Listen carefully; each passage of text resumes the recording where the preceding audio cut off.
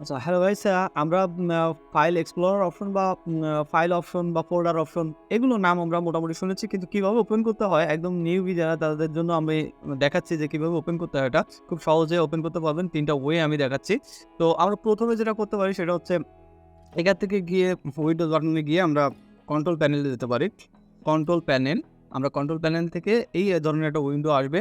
এরপরে file explorer option, এখানে click করলেই জাস্ট আপনি এই ধরনের সেই আপনার ফাইল এক্সপ্লোরার অপশন বা ফোল্ডার অপশনে যেতে পারবেন।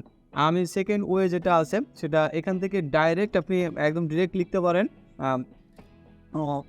File explorer option.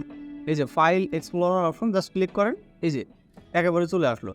আরেকটা ওয়ে আছে সেটা হচ্ছে উইন্ডোজ 11 যাদের আছে তারা যেভাবে অন করতে পারেন। আমি দিস পিসিতে ডাবল ক্লিক করলাম বা ক্লিক করলাম, ক্লিক করার পরে একদম এই যে প্যানেলটায় 3 ডট আছে এখানে ক্লিক করে আপনাকে অপশনে ক্লিক করতে হবে। অপশনে ক্লিক করলে আপনি এটা পেয়ে যাবেন। তো এই ওয়েগুলোতে আমরা মূলত ওপেন করতে পারি। এছাড়াও আরও অনেক ওয়ে আছে। আপনি আমাদের চ্যানেলে যুক্ত থাকলে আরও বিস্তারিত জানতে পারবেন। এবারে এটা করলে কী হবে, কীভাবে কী কী ধরনের কাজ হয়, এখানে অনেক ধরনের কাজ আছে আমরা দেখতে পাচ্ছি। এগুলো প্রত্যেকটা বিষয় নিয়ে আমরা বিস্তারিত আলোচনা করব। ওকে, ধন্যবাদ। আসসালামু আলাইকুম ওয়া রাহমাতুল্লাহ।